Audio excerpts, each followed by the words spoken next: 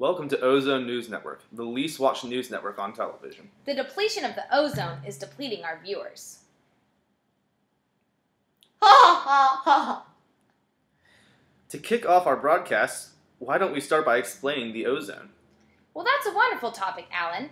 The ozone is an area located in the stratosphere. Wait, what's the stratosphere? Oh, Alan. The ozone layer is located several miles above Earth. It is full of ozone gas, which is naturally created in the atmosphere. What is ozone gas?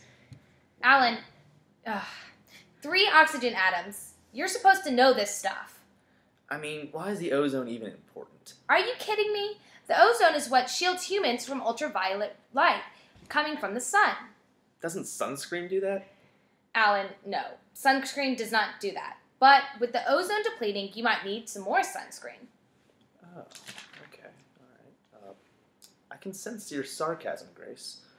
So what effects will the ozone have on, say, me? Well, the ozone depleting could cause skin cancer and possibly cataracts. But it's not just humans it will affect. More UV rays will affect plant growth and can indirectly affect the nutrients in plants. Oh, wow. I had no idea. So what about fish? Yes, Alan, the marine ecosystems will be affected. There will be a reduction in phytoplankton, and you know, phytoplankton is the foundation of the aquatic food web. God, this is just awful. What is causing this terrible thing?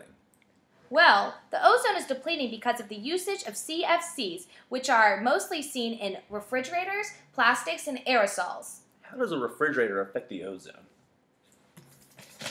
The chlorine atom is removed from the CFC and attracts an oxygen atom in the ozone molecule. This process continues, and a single chlorine atom can destroy over 100,000 molecules of ozone.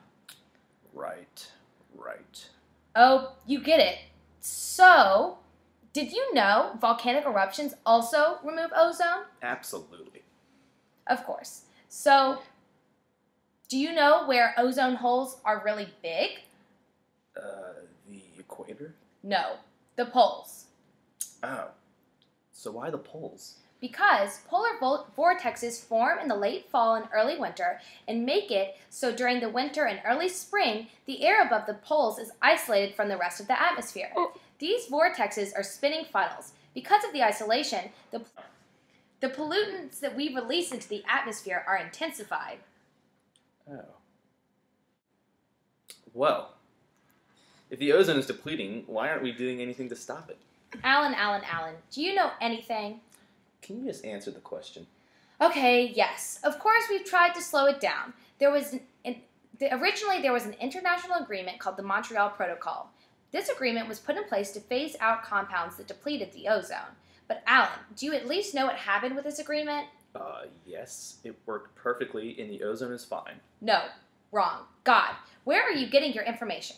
The Montreal Protocol ended up hurting the environment and causing climate changes. The compounds being faded out were replaced by gases that had major effects on climate.